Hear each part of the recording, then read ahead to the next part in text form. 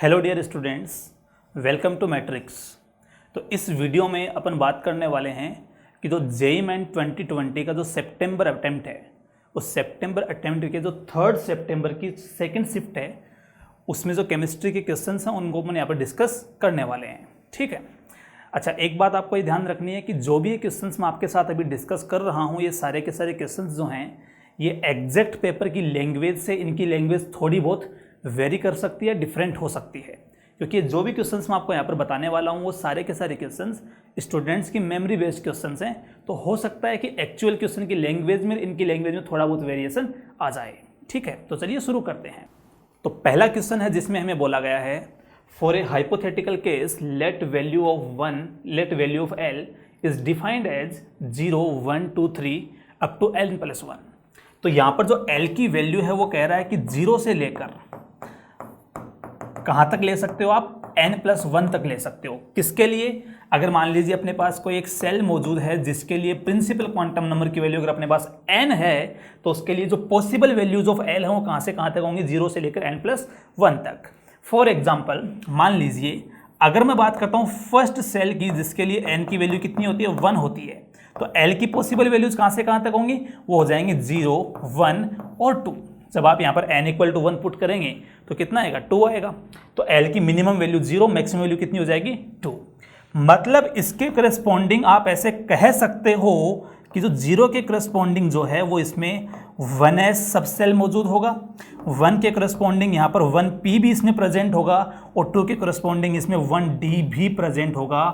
आपको लग रहा होगा कि सर n=1 में तो केवल s सब सेल ही होता है, लेकिन आप जानते हो कि अपन यहाँ पर एक हाइपोथेटिकल केस की चर्चा कर रहे हैं। ठीक है, अब सुनिएगा, इससे हमें कुछ क्वेश्चंस पूछे गए हैं।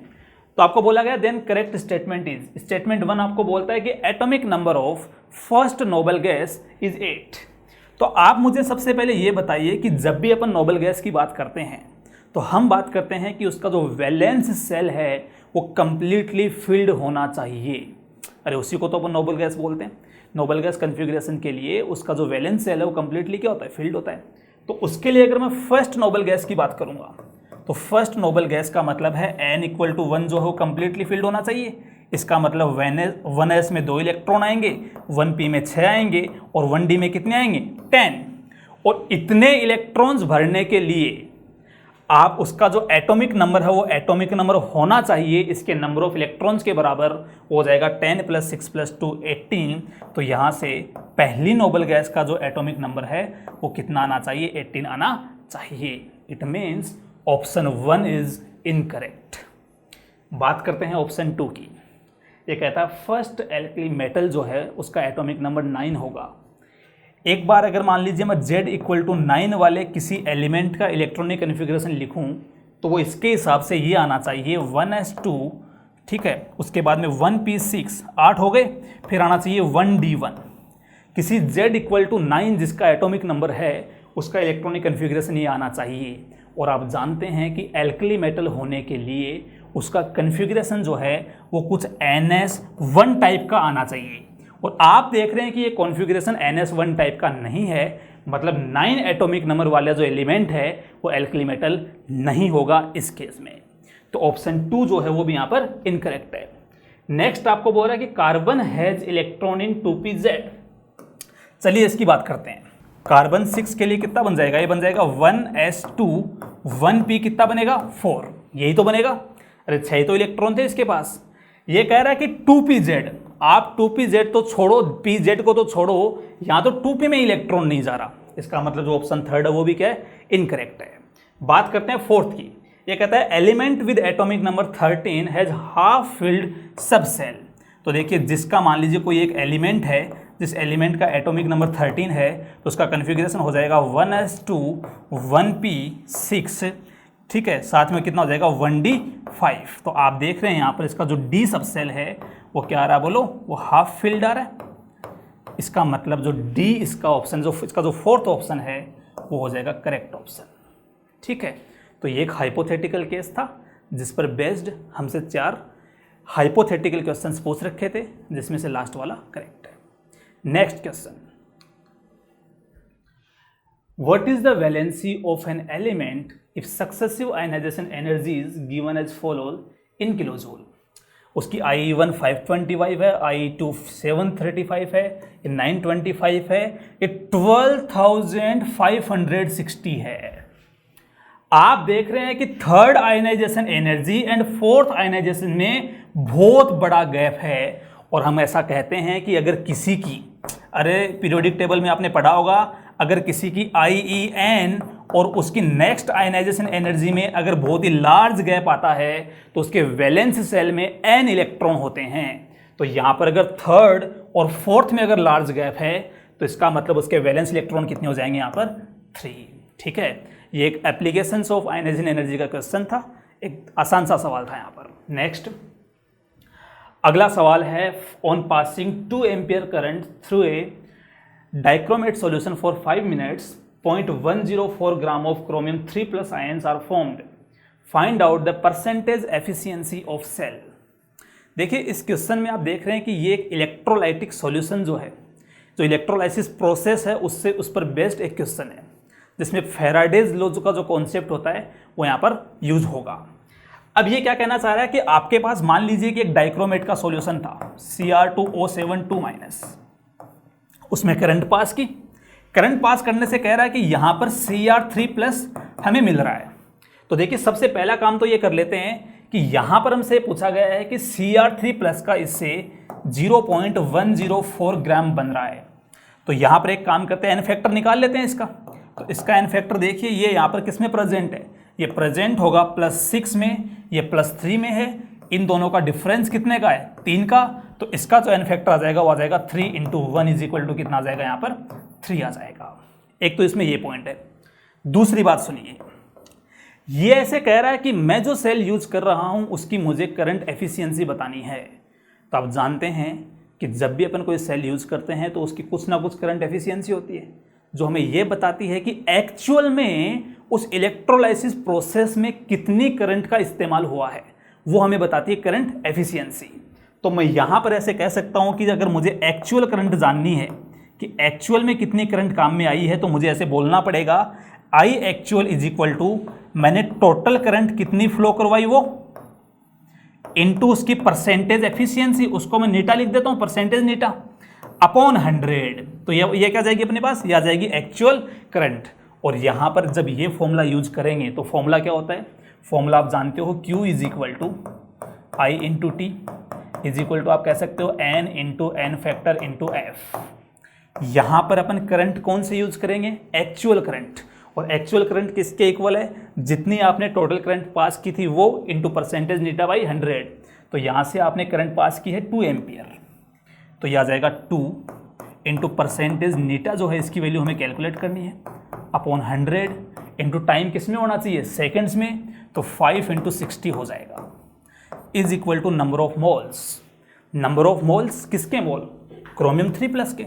तो इसका मास हमें गिवन है 0.104 अपॉन इसका एटॉमिक मास दे रखा है 52 इंटू एन फैक्टर। याद करो हम एन फैक्टर उसी का लेते हैं जिसकी अमाउंट अपन यहाँ पर यूज कर रहे हैं। अरे ऐसा थोड़ी करते हैं कि अमाउंट अपन इसकी यूज कर रहे हैं, एन फैक्टर अपन इसका ले लें, इसका एन फैक्टर लगेगा तो इसका एन फैक्टर 6 आएगा यहाँ से, वो हमें काम में नहीं लेना है। हमें एन फैक्टर उसी का काम में लेना होता है जिसकी अपन अमाउंट यूज कर रहे हैं। तो अमाउंट इसकी है तो एन फैक्टर इसका कितना आ जाएगा यहाँ पर 3 इंटू 96,500। सोल्व करने पर जो परसेंटेज नीटा की वैल्यू आएगी वो आ जाएगी 96.5%। इस तरीके से आप इसमें परसेंटेज एफिशिएंसी कैलकुलेट कर सकते हो। नेक्स्ट क्वेश्चन, अगला सवाल ये बोल रहा है 2 solutions containing protein A and protein B are isotonic. आगे बोल रहा है 0.73 gram of protein A is dissolved in 250 ml of solution while 1.65 gram of protein B is dissolved in 1 liter solution. What is the ratio of molecular masses of protein A and protein B? तो आप ऐसे मान लीजिए कि एक solution है अपने पास protein A का, दूसरा सॉल्यूशन है प्रोटीन B का, दोनों आइसोटोनिक हैं। तो आइसोटोनिक का मतलब दोनों के जो ऑस्मोटिक प्रेशर हैं वो दोनों क्या होंगे, बोलो इक्वल होंगे। तो मैं बोल दूंगा यहाँ पर पाई A = क्या बन जाएगा, पाई B। ठीक है, अब आप जानते हैं कि पाई की जो वैल्यू होती है वो होती है I into C into R into T.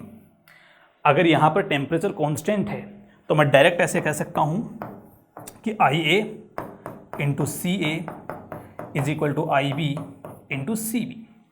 यहाँ पर हमें प्रोटीन डिसोसिएट हो रहा है, एसोसिएट हो रहा है, या उसमें कुछ चेंजेज हो रहा है, उसके नंबर ऑफ पार्टिकल चेंज हो रहे हैं, इसके बारे में कोई भी इन्फॉर्मेशन हमें नहीं दे रखी। और जब ऐसी इन्फॉर्मेशन हमें कुछ नहीं दे रखी है तो इस केस में अपन मान लेंगे कि आई और आई बी कितना है, 1 है, इज इक्वल टू, सुनिए अब बात करते हैं कंसेंट्रेशन ऑफ ए की। तो ए की अमाउंट कितनी है यहाँ पर, ए की अमाउंट है यहाँ पर 0.73 अपॉन मोलर मास मान लेते हैं उसका MA, वॉल्यूम ऑफ सॉल्यूशन कितना है 250 है, ml में है इसलिए 1000 से मल्टीप्लाई कर देंगे, इज इक्वल टू जो B की कंसेंट्रेशन, तो B का मास यहाँ पर कितना है 1.65 अपॉन उसका मोलर मास मान लीजिए आप MB है, इंटू उसका वॉल्यूम कितना है 1 लीटर, और लीटर में है इसलिए 1000 से मल्टीप्लाई नहीं करेंगे। तो हमसे उन दोनों का रेशियो पूछा है, आपसे पूछा है ए के मोलिकुलर मास का बी के साथ रेशियो, मतलब हमसे यहाँ पर MA अपॉन MB की वैल्यू पूछी है। तो ये बन जाएगा, इसको इस तरीके से सोल्व कर लो, तो यहाँ पर आ जाएगा 1.65 नीचे आएगा, अपॉन आ जाएगा 0.73 इंटू 4, इसको सोल्व करने पर आंसर आ जाएगा 1.77। ये आपका आंसर है, ठीक है। तो ये था एक लिक्विड सॉल्यूशन वाले चैप्टर से ऑस्मोटिक प्रेशर पर बेस्ड क्वेश्चन। अगला सवाल,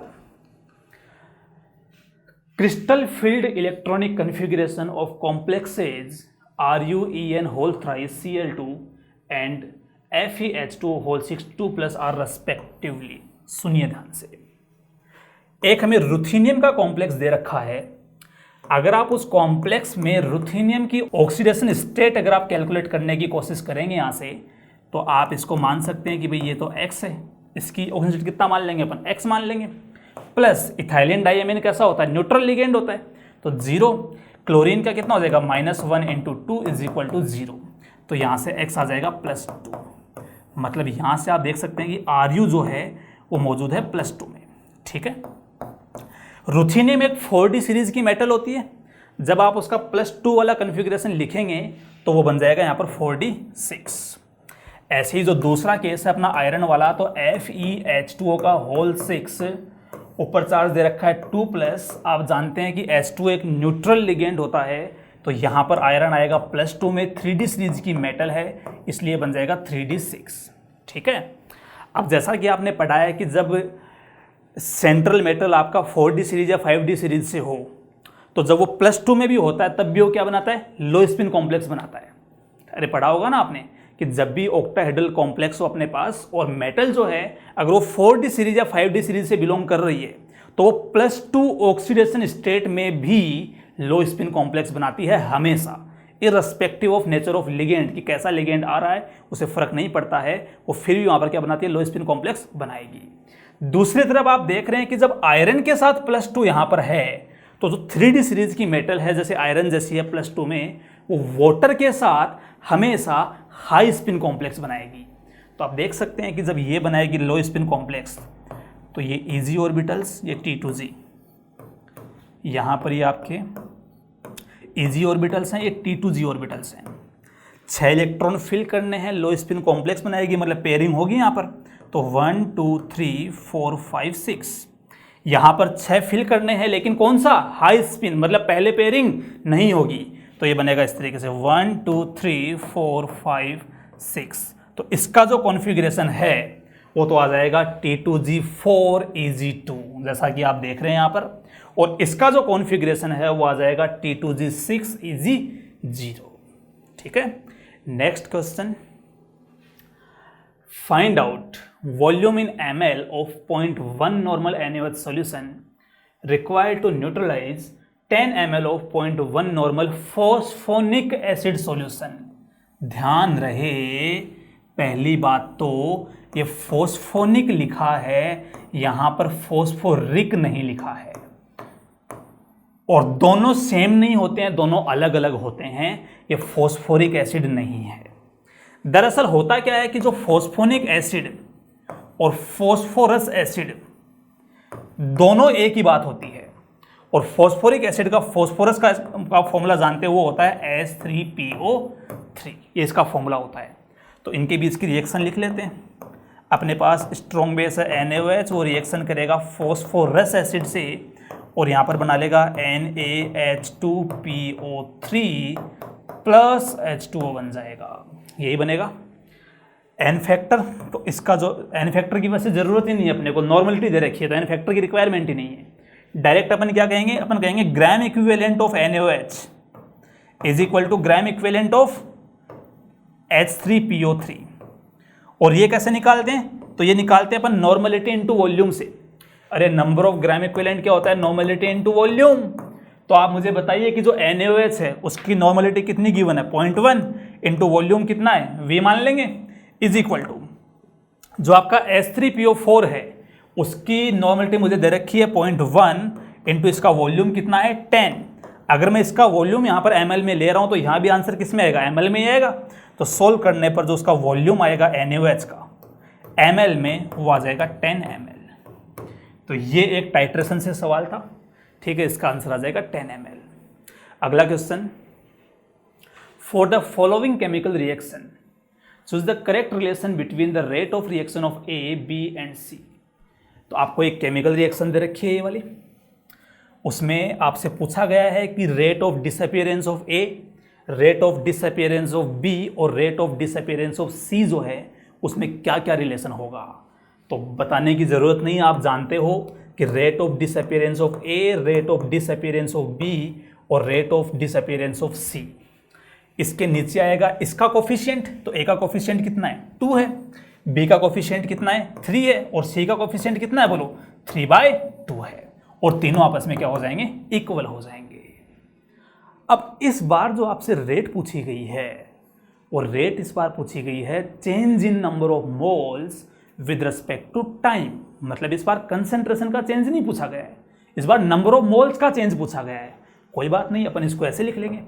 देखिए अगर मैं A की बात करूंगा तो मैं इसे कह दूंगा change in number of moles of A upon time T। Reactant है इसलिए साइन किया जाएगा यहाँ पर माइनस, ठीक है, इंटू 1/2। B के लिए लिखेंगे माइनस dNB/dt इंटू आ जाएगा 1/3 इज इक्वल टू बन जाएगा माइनस dNC/dt इंटू आ जाएगा क्या, इंटू आ जाएगा यहाँ पर 2/3।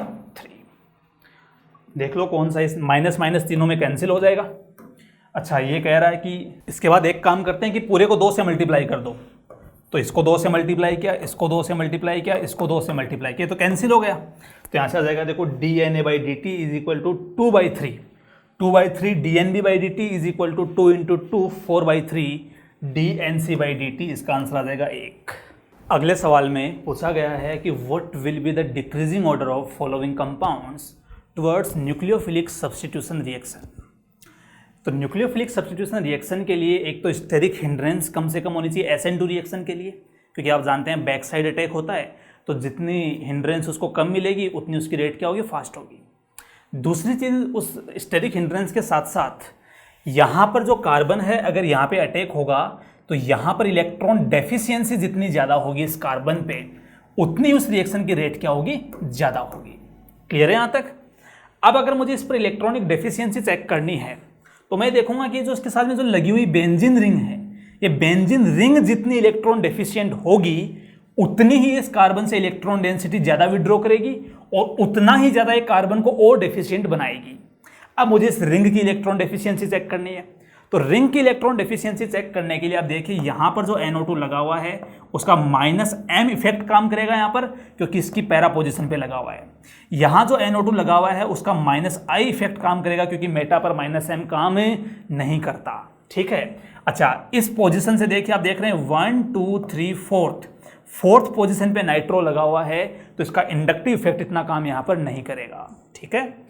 ऐसे ही देखो इसके मेटा पर लगे हुए हैं तो यहाँ पर केवल -I काम में आएगा, यहाँ केवल -I काम में आएगा। इसके लिए यहाँ पर मेटा वाले के -I काम में आएगा। ऑर्थो वाले के -m के साथ साथ -I इफेक्ट भी यहाँ पर लगेगा, क्योंकि ऑर्थो पोजीशन इसकी सेकंड पोजीशन पर ही है और यहाँ पर -I इफेक्टिव होता है, और लास्ट वाले केस में तो कोई ग्रुप ही नहीं लगा हुआ है। तो अगर मैं देखूं कि इन चारों ऑप्शन में से सबसे ज़्यादा डीएक्टिवेटिंग बेंजीन रिंग कौन सी है, जिस पर सबसे ज़्यादा इलेक्ट्रॉन डेफिशिएंसी है NO2 ग्रुप की वजह से, तो वो आप देखेंगे कि यहाँ पर देखिए NO2 तो दोनों में लगा हुआ है। मैं एक बार फर्स्ट और थर्ड में कंपेयर कर रहा हूँ, ये मेटा वाला NO2 दोनों में लगा हुआ है। डिफरेंस किस चीज़ में? ऑर्थो वाले NO2 में और पैरा वाले NO2 में। ऑर्थो वाला NO2 आपको यहाँ पर ऐसा लग रहा होगा कि देखो सर, ये -M से भी खींच रहा है, ये -I से भी खींच रहा है, इसलिए ज़्यादा विड्रॉ करेगा यहाँ पर। और अगर ये ज़्यादा विड्रॉ करेगा तो इस केस में इसकी इलेक्ट्रॉन डेफिशिएंसी सबसे ज़्यादा होगी, तो आपको ऐसा लग रहा होगा कि इसकी रेट सबसे ज़्यादा हो जाएगी। जबकि आप कहोगे सर यहाँ तो केवल ये -M से ही विड्रॉ कर रहा है। आपकी बात सही होती, लेकिन इस केस में नहीं होगी, क्योंकि यहाँ पर इलेक्ट्रॉन डेफिशिएंसी ज़्यादा होने के साथ साथ स्टेरिक हिंड्रेंस भी कम होनी चाहिए।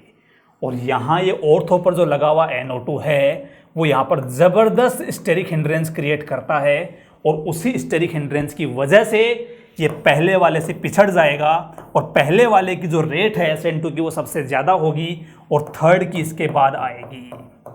आपकी बात बिल्कुल सही होती इलेक्ट्रॉन डेफिशिएंसी वाली, अगर वहाँ पर स्टेरिक हिंड्रेंस नहीं होती तो स्टेरिक हिंड्रेंस की वजह से इसकी रेट कम हो जाएगी फर्स्ट वाले से। तो फर्स्ट और थर्ड में कंपैरिजन हो गया। भाई -M इफेक्टिव होता है ना, ये तो आप जानते हो ना कि -M ज़्यादा इफेक्टिव होता है -I से, इसलिए पहले मैंने -M वाले चेक करे। अब बचे दो ये, तो आप देख रहे हैं भाई यहाँ तो कोई ग्रुप नहीं लगा हुआ कोई भी, और यहाँ पर चाहे कमजोरी सही लेकिन एटलीस्ट 2 -I तो यहाँ पर लगे हुए हैं, तो इसकी रेट इसके बाद आएगी, और सबसे कम रेट हो जाएगी फोर्थ की।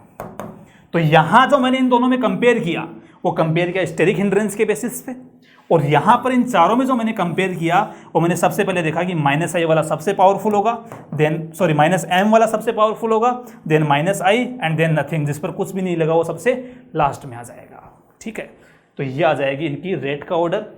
तो अपना जो ऑप्शन थर्ड है वो यहाँ पर करेक्ट हो जाएगा। अगला सवाल देखते हैं। Identify structure of A in following reaction sequence. ये बहुत ही प्यारा सवाल पूछा है ऑर्गेनिक केमिस्ट्री का, जिसमें इसने ग्रिग्नार्ड रिएजेंट, एल्डोल, आपका ओजोनोलिसिस, लगभग सारे कॉन्सेप्ट इसने इस्तेमाल आपसे करवा लिए हैं। अब देखिए इस क्वेश्चन में आपको बोल रहा था कि A की रिएक्शन जब आपने ग्रिग्नार्ड रिएजेंट से करवाई तो B बनता है, B का जब आपने डिहाइड्रेशन करवाया कंसंट्रेटेड H2SO4 की प्रेजेंस में तो C बनता है, और आफ्टर ओजोनोलिसिस C से D और E बनते हैं, जिसमें D को फर्दर जब आप KOH से ट्रीट करवाओगे तो ये बनेगा, और E को फर्दर जब आप बेरियम हाइड्रोक्साइड से ट्रीट करवाओगे तो वो बनेगा। आपसे पूछा गया है, आपसे इसमें स्ट्रक्चर ऑफ A आपसे पूछी गई है। ठीक है, अब सुनिएगा ध्यान से। ऐसे सवालों को आपके पास करने के दो तरीके होते हैं। दो तरीके कौन कौन से? जिन स्टूडेंट्स को प्रोडक्ट से रिएक्टेंट बनाना नहीं आता, मतलब वो रिएक्टेंट से प्रोडक्ट अच्छे से बना लेंगे, लेकिन जिनको प्रोडक्ट से रिएक्टेंट बनाना नहीं आता वो तो क्या कर सकते हैं कि पहले वो पहले वाले को लेके चलो, इसको A मान के इसकी ये रिएक्शन करवा के देखो। अगर आप आगे तक पहुंच रहे हो तो आंसर सही है।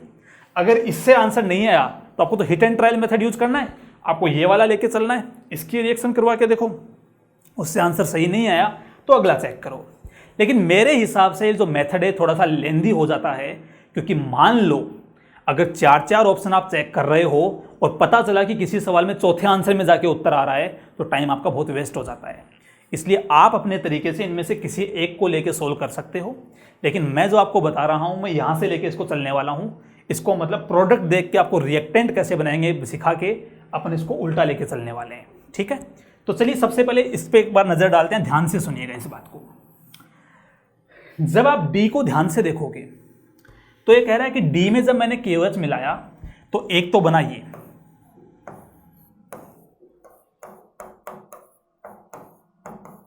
एक तो ये वाला आयन बनता है, दूसरा बनता है यहां पर CH2OH बनता है।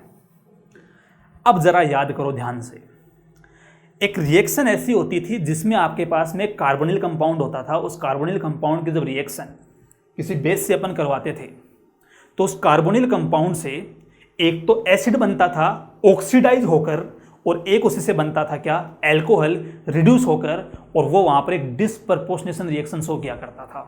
ऐसा होता था।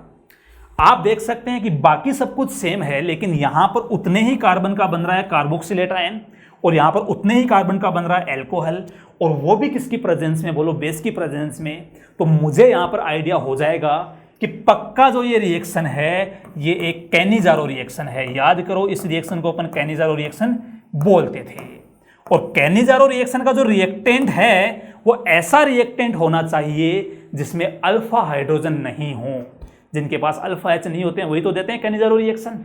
तो इससे मुझे पता चला कि डी एक ऐसा सब्सटेंस है जिसके पास अल्फा हाइड्रोजन नहीं होगा और जिसकी कैनिजारो रिएक्शन से ये बनना चाहिए। तो इससे मुझे पता चला कि जो डी है वो क्या हो सकता है, मैं बोल दूंगा डी अपना यहां पर बन जाएगा ये benzene C double bond OH, ये बन जाएगा बेंजेल्डिहाइड। बेंजेल्डिहाइड की जब आप केवल्स के साथ रिएक्शन करवाओगे तो इससे बनेगा एक तो ये benzene C double bond O minus और एक बन जाएगा बेंजिल, ये बेंजिल हाइड्रोक्साइड बन जाएगा और ये बन जाएगा कौन सा आपका बेंजोइक एसिड। जो फर्दर इसका OH जब यहाँ से हाइड्रोजन ले लेगा तो ये बन जाएगा बेंजोइट आयन। ये तो बात होगी डी की। अब चलिए ई की बात करते हैं। जब आप इस कंपाउंड को ध्यान से देखोगे तो अगर ये आपका कीटोन है तो देखो इसका अल्फा कार्बन ये और इसका बीटा कार्बन ये, और इस कंपाउंड को मैं कह सकता हूं अल्फा बीटा अनसैचुरेटेड कीटोन। ये किससे बना, ये जब आपने बेरियम हाइड्रोक्साइड की प्रेजेंस में किसी को हीट करवाया तो बना अल्फा बीटा अनसैचुरेटेड कीटोन। और याद करो after heating alpha beta unsaturated aldehyde या कीटोन जो हैं वो एल्डोल कंडेंसेशन रिएक्शन में बना करते थे। और अगर एल्डोल कंडेंसेशन रिएक्शन से बना होगा तब मुझे आसानी से पता है, हम ये जानते हैं कि जब आप इस बॉन्ड को ब्रेक करेंगे यहाँ से और इस बॉन्ड को ब्रेक करके आप यहाँ पर तो लगा दीजिए 2 हाइड्रोजन और यहाँ पर लगा दीजिए डबल बॉन्ड O, तो इससे आपको रिएक्टेंट मिल जाएगा। तो इस तरीके से मुझे पता चला कि जो E है वो जो E है वो बन जाएगा इस तरीके से, एसीटोन बन जाएगा। अरे तभी तो बनेगा ना, देखो इसको देखो आप, यहां पर जब ये एसीटोन बना ये वाला, ये एक एसीटोन ग्रुप बन गया, ये दूसरा क्या बन जाएगा एसीटोन बन जाएगा यहां से। तो जब आप एसीटोन का करवाओगे एल्डोल कंडेंसेशन तो यही प्रोडक्ट बनेगा। तो अब मेरे पास डी और ई प्रोडक्ट जो हैं वो आ चुके हैं। डी और ई तक आने के बाद अपन डी और ई से सी के बारे में पता लगाने की कोशिश करेंगे। सुनिए ध्यान से, सी क्या बता रहा है, ओजोनोलाइसिस, और वो भी कौन सा ओजोनोलाइसिस, रिडक्टिव वाला। अरे दो होते हैं ना, एक ऑक्सीडेटिव और एक रिडक्टिव होता है, ये रिडक्टिव ओजोनोलाइसिस। मतलब पक्का सी के पास कोई डबल बॉन्ड रहा होगा और उस डबल बॉन्ड को बीच में से आपको तोड़ना है, एक ओ इधर लगाना है एक ओ इधर लगाना है, ऐसा कुछ हुआ होगा। जब आप डी और ई को ध्यान से देखेंगे तो इसके पास तो देखो ऑक्सीजन ये लगा हुआ, इसके पास ऑक्सीजन ये लगा हुआ, तो मैं इसे कह दूंगा यहां पर O3 और यहां पर जिंक के साथ में कि कैसा बना होगा, ये C ये H। इसके लिए अपन बोल देंगे ऐसे, ये कार्बन लगा हुआ है, यहां पर इनके बीच में डबल बॉन्ड रहा होगा और जब डबल बॉन्ड को इस तरीके से आपने इसका क्लीवेज करवाया तो क्लीवेज करवाने पर यहां लग गया C डबल बॉन्ड O और यहां क्या लग जाएगा C डबल बॉन्ड O, तो इससे ये बन गया होगा और ये कंपाउंड अपना कौन बन जाएगा, C बन जाएगा। ठीक है, तो इस तरीके से अपन देख सकते हैं कि जो कंपाउंड है C तक अपन पहुंच गए हैं। अब आप देख रहे हैं कि C कैसे बना, तो C बना जब आपने B का करवाया डिहाइड्रेशन कंसंट्रेटेड H2SO4 की प्रेजेंस में, तो वहां पर H और OH मिलके H2 का एलिमिनेशन हुआ होगा। मतलब पहले वहां पर एक कार्बन पे H लगा होगा और एक कार्बन पे कौन लगा होगा, OH लगा होगा। तो C से अपन जा रहे हैं B की तरफ। कंसंट्रेटेड H2SO4 मिलाने पर इसका डिहाइड्रेशन हुआ तभी एल्कीन बना है। तो क्या क्या आपके रिएक्टेंट हो सकते थे, वो हो सकते थे ये वाले, हो सकता है कि यहां H लगा हो और यहां OH लगा हो। ऐसा भी पॉसिबल हो सकता है कि यहां कार्बन इस तरीके से मान लीजिए यहां तो लगा हो OH H और यहां क्या लगा हो, H लगा हो, ये भी पॉसिबिलिटी है। तो मतलब जो आपका A है वो A जो है, जो आपका B है, सॉरी जो B है वो इन दोनों में से कोई एक हो सकता है। अब सुनिए ध्यान से, अगर आपका B ये वाला हुआ तो आप ये सोचिए कि B कैसे बना है। B बना है ग्रिग्नार्ड रिएजेंट की रिएक्शन से। तो ग्रिग्नार्ड रिएजेंट में अटैक कौन करता है, CH3 करता है। और CH3 जब ग्रिग्नार्ड रिएजेंट अटैक करता है उसके ऊपर, मान लो यहाँ पर कोई कार्बोनिल ग्रुप होता तो कार्बोनिल ग्रुप में जब यहाँ पर CH3 अटैक करेगा, जिस कार्बन पर वो ग्रिग्नार्ड अटैक करता है उसी के ऊपर OH बनता है। मतलब जिसके साथ OH लगा हुआ उसके पास CH3 होना चाहिए। तो जब आप इसमें देखेंगे तो जिसके पास OH लगा हुआ उसके पास CH3 यहाँ तो है, लेकिन जिसके पास OH लगा हुआ है उसमें यहाँ पर कोई CH3 नहीं है, मतलब ये नहीं हो सकता। आपका जो B है वो पक्का यही होगा। और इससे अगर A पर जाना है तो कह रहा है कि ग्रिग्नार्ड का जो इसने उस पर अटैक किया होगा और जिस कार्बन पे अटैक किया है उसी पे OH लगता है। इसका मतलब मैं कह दूंगा कि उसने इस कार्बन पे अटैक किया होगा तो पहले यहाँ पर डबल बॉन्ड O रहा होगा और साथ में CH3 लगा होगा और यहाँ पर क्या रहा होगा, CH2 रहा होगा। तो ये आपका बन जाएगा रिएक्टेंट A। ये इसका आंसर है। तो आपके पास दो तरीके हैं, या तो आप इस तरीके से कि यहाँ से शुरू करो, ये एल्डोल कंडेंसेशन, ये कहने जा रहा हो, इससे आपने डी और ई पता लगाए, डी और ई से आप किस पर आए, सी पर आए, सी से आप बी पर आए, बी में आपके पास दो ऑप्शंस थे तो आपने पता लगाया कि ये पॉसिबिलिटी हो सकती हैं और वहाँ से अपन ए पर आए। या फिर दूसरा मेथड ये है कि आप उल्टा शुरू कर लो, एक एक आप ऑप्शन लो, ऑप्शन से ट्राई कर लो, जो आपको बढ़िया लगे उससे आप कर सकते हो। अगला सवाल, इस क्वेश्चन में बोला गया कि mass of 6.022 into 10⁻22 molecules of A compound is of A compound x is 10 ग्राम। तो ये कह रहा है कि अगर आप 6.022 इंटू 10⁻23 मॉलिक्यूल लोगे किसी कंपाउंड एक्स के तो उसका जो मास है वो 10 ग्राम है यहाँ पर, ठीक है। If the molarity of solution containing 5 gram of X is 2 litre, X in 2 litre solution is this, then find out the value of P. तो बेसिकली इस क्वेश्चन में हमें मोलरिटी फाइंड आउट करनी है और मोलरिटी को उसके इक्वेट करके वहाँ से अपने को पी की वैल्यू कैलकुलेट करनी है। तो देखिए मोलरिटी होने के लिए अपने पास नंबर ऑफ मोल्स होने चाहिए और नंबर ऑफ मोल्स अपने पास होने के लिए जैसे इसका हमें यहाँ पर मास दे रखा है तो हमारे पास उसका मोलर मास होना चाहिए। तो इसमें जो अपना पहला स्टेप होगा वो ये होगा कि मोलर मास कैसे फाइंड आउट करें। तो बहुत आसान है, आपको कह रहा है कि इतने पार्टिकल्स जो हैं उनका मास कितना है 10 ग्राम। तो सिंगल मॉलिक्यूल जो है उसका कितना हो जाएगा 10/6.022 इंटू 10⁻23 ग्राम। और अगर मैं कहूँ कि Na जो आपके पास पार्टिकल्स हैं तो Na पार्टिकल्स के लिए कितना हो जाएगा 10/6.022 इंटू 10⁻22, सॉरी यहाँ पर 22 आएगा, इंटू आ जाएगा 6.022 इंटू 10⁻23। जब आप सॉल्व करेंगे यहाँ से तो आ जाएगा 100। अब Na पार्टिकल्स का मास मतलब 1 मोल का मास और 1 मोल का मास मतलब X का मोलर मास। तो मैं यहाँ से कह सकता हूँ कि molar mass of X would be equal to 100 gram, ठीक है। अब इसकी जो मोलरिटी आएगी यहाँ से वो मोलरिटी कितनी आएगी, तो मोलरिटी इज इक्वल टू 5 ग्राम, तो इसका मास हो गया, अपॉन मोलर मास कितना हो गया 100, अपॉन वॉल्यूम कितना है 2, यही तो है। तो इसको जब आप सोल्व करके इसके इक्वल रख दो, इसको आप इक्वल रख दो, is equal to P into 10⁻³ इसको सोल्व करने से यहाँ पर पी की वैल्यू आ जाएगी 25 और वो है करेक्ट आंसर, ठीक है। तो एक सिंपल सा मोल कॉन्सेप्ट का क्वेश्चन था जिसमें डायरेक्ट मोलरिटी के लिए आपको मोलर मास बताने की बजाय उसने आपसे पहले थोड़ा सा मोलर मास कैलकुलेट करवा लिया, ठीक है। नेक्स्ट अगला क्वेश्चन, इसमें आपसे पूछा गया है choose the correct statement for acid rain. एक मिनट, इसमें करेक्ट स्टेटमेंट नहीं पूछा गया है, इसमें हमसे पूछा गया है इनकरेक्ट स्टेटमेंट पूछा गया है, इसमें इनकरेक्ट स्टेटमेंट पूछा गया है, ठीक है। तो देखिए एसिड रेन के रिगार्डिंग आपको 4 स्टेटमेंट दिए हुए हैं। तो पहला बोल रहा है कि it corrodes water pipes, second है it is not harmful for trees and plants, third है it does not cause breathing problem in human being and animals, and fourth है it damages building and other structures made of stones and metals. तो अगर आपने acid rain से होने वाले जो bad effects अगर आपने पढ़े हैं कि कौन कौन से उसके इफेक्ट होते हैं एसिड रेन की वजह से, तो आप जानते हैं कि जो पहला होता है ये इफेक्ट भी होता है, सेकंड आप जानते हैं कि ऑब्वियसली जो ट्रीज और प्लांट्स हैं उनके लिए हार्मफुल होता है, तीसरा बोलता है कि does not cause breathing problem, तो ये भी आप जानते हैं कि इसकी वजह से ब्रीदिंग प्रॉब्लम भी होती है ह्यूमंस और एनिमल्स दोनों में, और लास्ट वाला जो पोर्शन है वो तो आप जानते हैं कि स्टोन्स और मेटल से जितने भी बनी बिल्डिंग्स या जितने भी मटेरियल्स हैं वो सारे के सारे इससे इफेक्ट होते हैं। तो आपसे इनकरेक्ट पूछा है तो इसमें जो बी और सी स्टेटमेंट हैं वो दोनों के दोनों इनकरेक्ट हैं, इसलिए करेक्ट आंसर अपना क्या आ जाएगा सेकंड, ठीक है। नेक्स्ट अगला सवाल बोला गया कि 0.1 molar HCl solution is titrated with 0.1 molar NaOH solution, then choose the correct pH curve for the given titration. तो आप समझ लीजिए कि यहाँ पर जो है HCl की टाइट्रेशन करवाई जा रही है NaOH के साथ।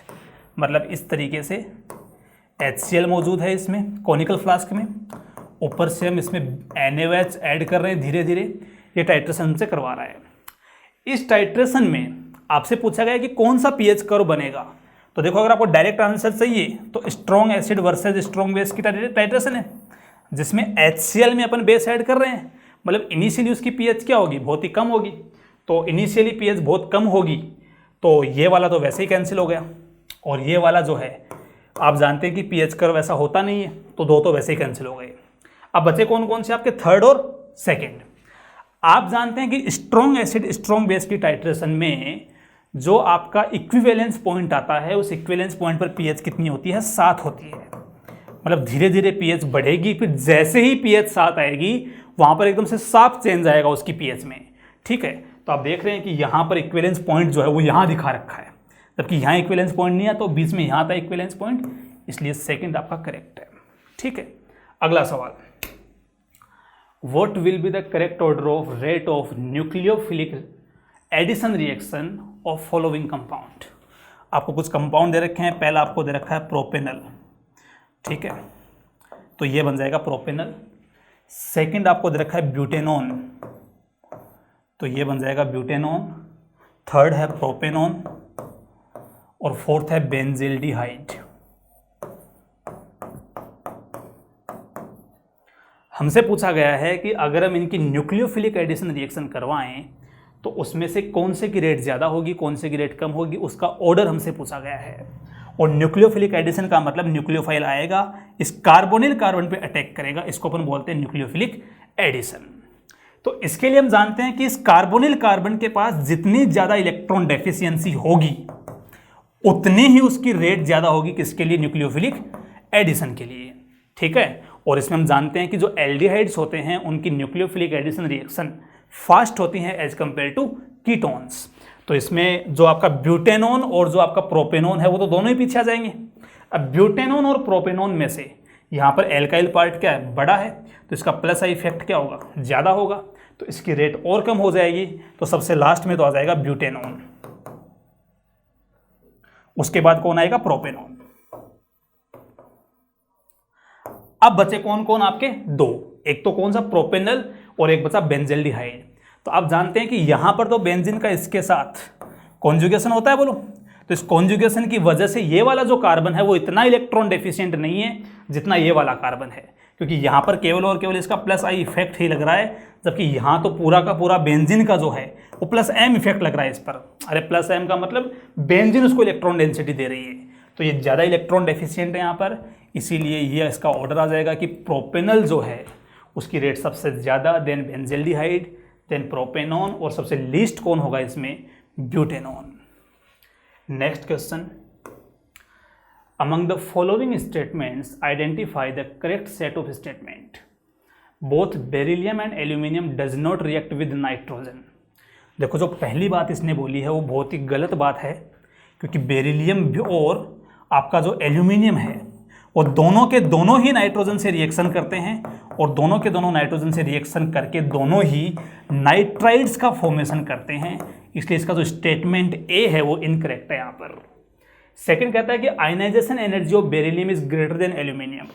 देखिए, बेरिलियम और एल्यूमिनियम दोनों की आयनाइजेशन एनर्जी कंपेयर कर रहा है, तो आप जानते हैं कि बेरिलियम जो होता है उसका जेड इफेक्टिव इससे ज़्यादा होता है, तो इसकी जो आयनाइजेशन एनर्जी है वो भी ज़्यादा होगी, तो बी इसका करेक्ट स्टेटमेंट है। Both beryllium and aluminium form covalent compound readily.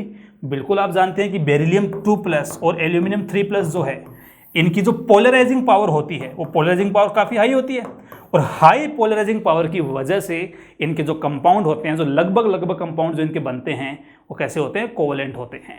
तो आपका सी भी करेक्ट है यहाँ पर। और size of beryllium is smaller than magnesium. क्या फर्जी सवाल पूछा है, बेरिलियम ऊपर आता है, मैग्नीशियम नीचे आता है, तो साइज तो ऑब्वियसली मैग्नीशियम की ही ज़्यादा होगी। तो यहाँ पर बी, सी और डी तीनों करेक्ट हैं। इसका मतलब जो आपको थर्ड ऑप्शन है वो हो जाएगा इसका करेक्ट आंसर। नेक्स्ट क्वेश्चन देखिए, इस क्वेश्चन में आपको ए और बी दो कंपाउंड दे रखे हैं, तो आपसे ए और बी के जो कुछ प्रॉपर्टीज हैं उस प्रॉपर्टीज में आपसे कंपैरिजन पूछा जा रहा है। तो पहला कह रहा है कि B is less water soluble than A, दूसरा बोल रहा है B is more crystalline in nature than A, and third बोल रहा है B has more boiling point than A. तो देखिए, सबसे पहला पॉइंट आप ये समझिए कि यहाँ पर इस मॉलिक्यूल में, इस ग्रुप में जो हाइड्रोजन और इसमें जो हाइड्रोजन या ऑक्सीजन है, उनके बीच में यहाँ पर हो जाएगी इंट्रामोलिकुलर एच बॉन्डिंग, जबकि यहाँ पर इनके बीच में इंट्रामोलिकुलर तो नहीं हो सकती। तो फिर ये किसी ऐसे ही दूसरे मॉलिक्यूल के साथ जिसमें ये ग्रुप और ये ग्रुप यहाँ पर लगे होंगे, उसके साथ ये कौन सी करेगा, ये कर लेगा इंटरमोलिकुलर एच बॉन्डिंग। ये बात क्लियर है। अब आप जानते हैं कि जहां पर इंट्रामोलिकुलर एच बॉन्डिंग होती है, वहां पर जो मॉलिक्यूल्स हैं वो एक ही मॉलिक्यूल के अंदर बॉन्डिंग हो जाती है, लेकिन इंटर के केस में बहुत सारे मॉलिक्यूल एच बॉन्डिंग से जुड़े हुए रहते हैं।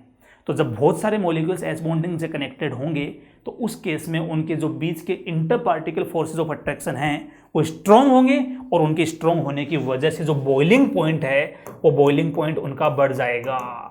यही वजह है कि बी का बॉइलिंग पॉइंट ज़्यादा है, किससे बोलो, ए से, क्योंकि इसमें कौन से वाली एच बॉन्डिंग हो रही है, इंटरमोलिकुलर। दूसरी अपन बात करते हैं वाटर में सोल्युबिलिटी के बारे में। यहां पर क्या होता है कि अगर मान लीजिए आप इसको वाटर में डालेंगे तो वाटर का जो मॉलिक्यूल है, जो दो वाटर मॉलिक्यूल हैं, उनके बीच में तो देखो पहले से एच बॉन्डिंग है, लेकिन इस मॉलिक्यूल की वाटर के साथ एच बॉन्डिंग करने की टेंडेंसी कम हो जाएगी। क्यों? क्योंकि इसके अंदर पहले से ही इंट्रामोलिकुलर एच बॉन्डिंग हो रही है, इसलिए वाटर के साथ में इतनी बढ़िया एच बॉन्डिंग नहीं कर पाएगा जितना कि ये वाला कर लेगा, क्योंकि इसमें इंट्रा तो हो नहीं रही, तो ये तो किसी दूसरे वाटर मॉलिक्यूल के साथ आसानी से एच बॉन्डिंग कर सकता है इसके कंपैरिजन में। तो अगर बात करूं मैं वाटर में सोल्युबिलिटी की, तो वो भी बी की ही ज्यादा होगी। सोल्युबिलिटी इन वाटर, वो सोल्युबिलिटी बी की ज्यादा होगी, ए की कम होगी। नेक्स्ट पॉइंट, एक इसमें पूछा गया कि B is more crystalline in nature than A. देखो, ज्यादा क्रिस्टलाइन होने से क्या मतलब है, आप जानते हैं कि मोर क्रिस्टलाइन उसको बोलते हैं जिसके पार्टिकल्स का एक रेगुलर अरेंजमेंट हो।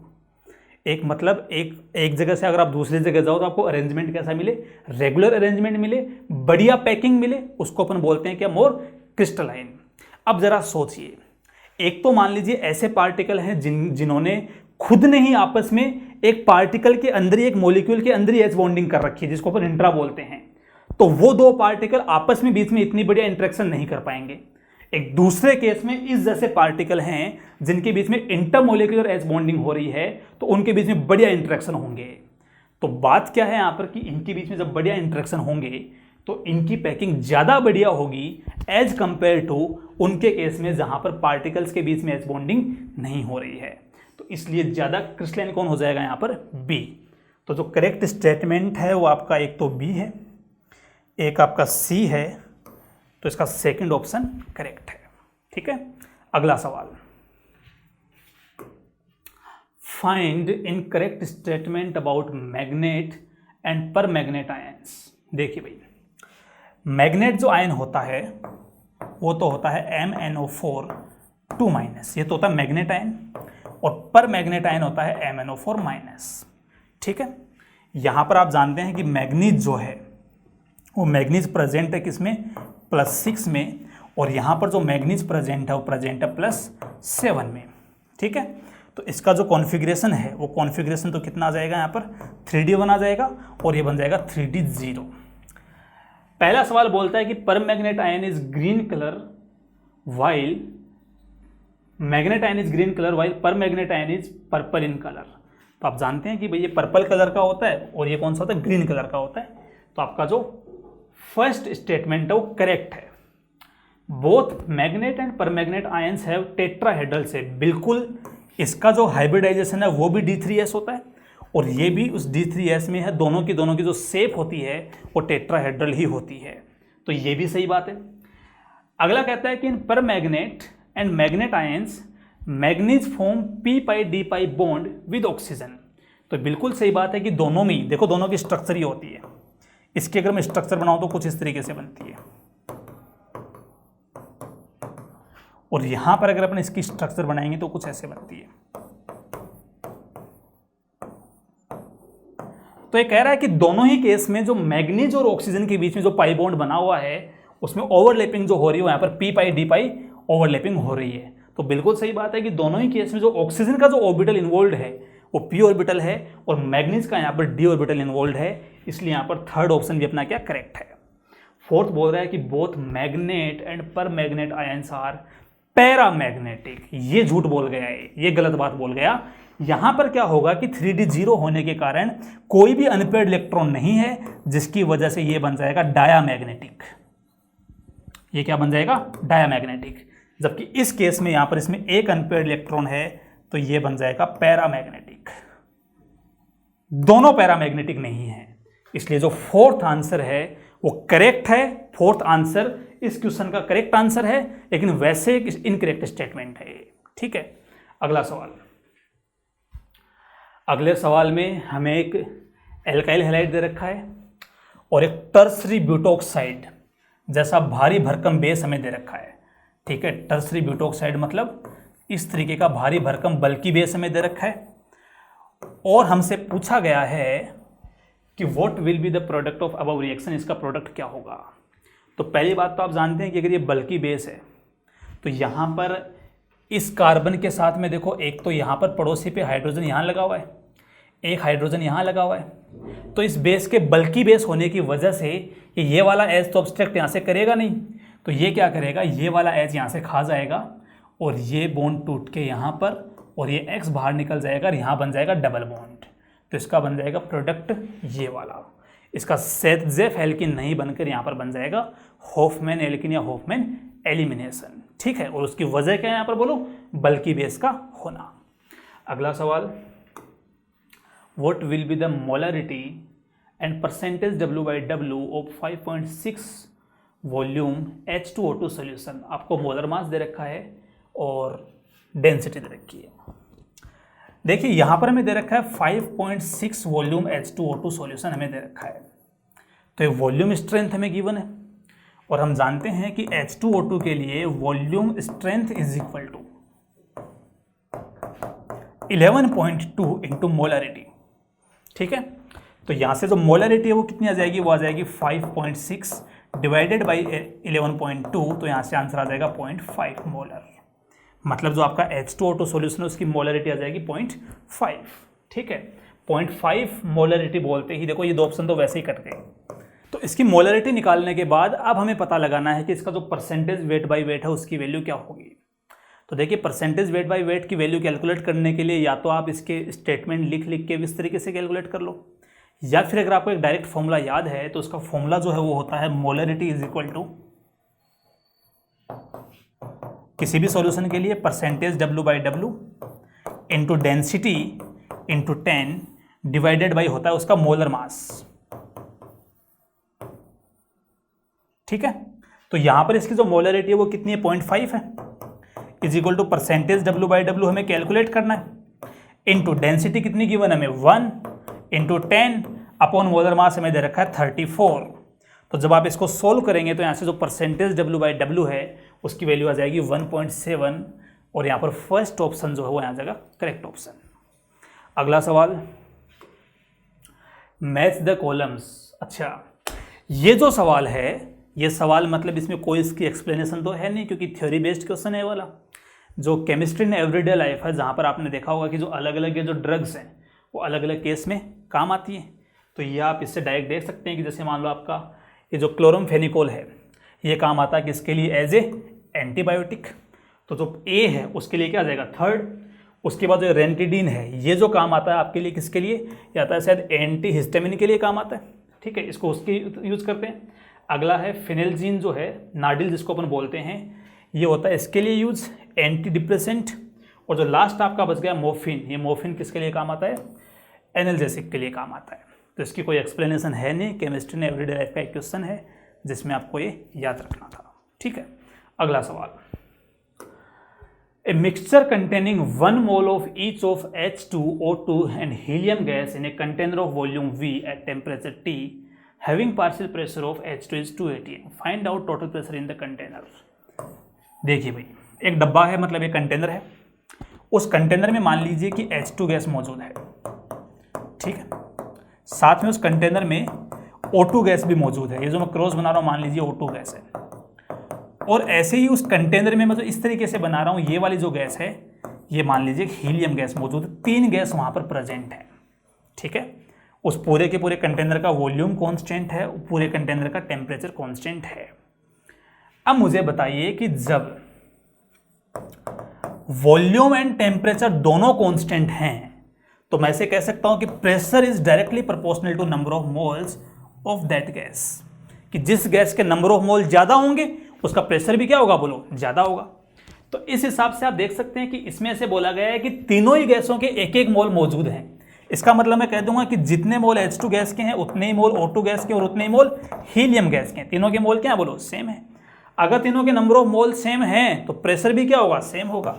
तो बोल देंगे partial pressure of H2 is equal to partial pressure of O2 is equal to partial pressure of helium is equal to, कितना दे रखा है इसके लिए पार्शियल प्रेशर अपने को, 2। जब अपने पास तीनों गैसों का पार्शियल प्रेशर आ गया तो डाल्टन का जो रूल है, डाल्टन बाबा ने जो बताया था, वो बताया था P टोटल बराबर PH2, मतलब सारे के सारे जितनी भी गैस मौजूद हैं उनके पार्शियल प्रेशर्स का सम कर दो, तो यहाँ पर सोल्व करने पर आंसर आ जाएगा 6 atm। थर्ड जो इसका आंसर है वो करेक्ट है, ठीक है। अगला सवाल, अगले सवाल में आपको बोला गया है कि calculate the number of this group C double bond O group in given structure of peptide chain. तो देखिए यहाँ पर 3 आपको एमिनो एसिड गिवन है और 3 एमिनो एसिड से मिलकर बनने वाली आपको एक पेप्टाइड चेन दे रखी है, जहां पर जो ASP है उसके लिए अपन बोलते हैं एस्पार्टिक एसिड, जो दूसरा आपका GLY है वो यूज करते हैं ग्लाइसिन के लिए, और LYS है वो अपन यूज करते हैं लाइसिन नाम के एमिनो एसिड के लिए। तो इन तीनों से मिलकर एक पेप्टाइड चेन बनी हुई है। उस पेप्टाइड चेन में कितने C double bond O group हैं वो हमें बताने हैं। तो देखिए बता सकते हैं, जैसे इसकी स्ट्रक्चर क्या होगी, इसकी स्ट्रक्चर होगी कुछ इस तरीके से CH2COOH, उसके बाद में यहाँ जो लगता है इसमें यहाँ NH2 लग जाएगा, यहाँ लग जाएगा CH2COOH, यहाँ पर H एक ही आएगा, ठीक है। ये आपका बन जाएगा एस्पार्टिक एसिड। ग्लाइसिन जो होता है उसकी स्ट्रक्चर होती है वाली CH2COH और यहाँ पर आ जाएगा NH2, और लाइसिन जो होता है उसकी स्ट्रक्चर होती है CNH2COOH, यहाँ पर CH2 CH2 CH2 CH2 NH2। तो ये इन तीनों के तीनों एमिनो एसिड्स की स्ट्रक्चर होती है। इनसे मिलाकर हमें बनाना है क्या, बोलो, हमें बनाना है एक पेप्टाइड चेन बनानी है। तो पेप्टाइड चेन कैसे बनेगी वो समझिए। पेप्टाइड चेन बन जाएगी इस तरीके से। सबसे पहले अपन लिखते हैं कि इसको एस्पार्टिक एसिड को लिखते हैं, तो उससे किस तरीके से बनेगी चेन, वो बनेगी, तो एस्पार्टिक एसिड से जो चेन यहाँ पर बनेगी उस चेन को अपन ऐसे बना सकते हैं, जैसे मान लीजिए CH के साथ में इधर लग गया NH2, ठीक है, यहाँ लग जाएगा C डबल बॉन्ड O, यहाँ पर CH था और यहाँ क्या आ जाएगा, यहाँ पर आ जाएगा CH2COOH। इसका जो है COH था, ये ग्रुप आगे रिएक्शन करेगा, जो ये वाला मान लो एस्पार्टिक एसिड है, ये वाला आपका ग्लाइसिन है, तो ग्लाइसिन का क्या CH2NH2 था, तो उसके साथ यहाँ पर आ जाएगा NCH2C डबल बॉन्ड O, तो ये आ जाएगा NH।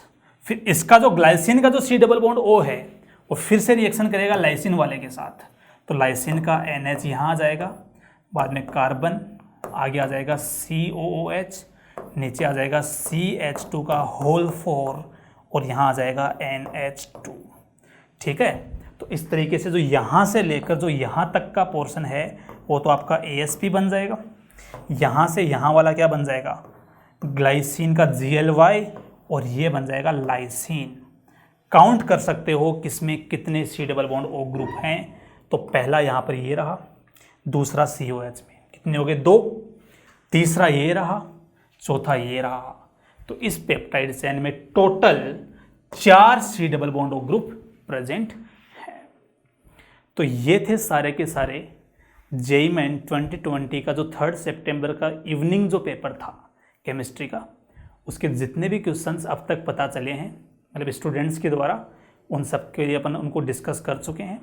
आगे जैसे ही और क्वेश्चंस अपन को मिलते हैं उनको हम फर्दर और डिस्कस कर लेंगे।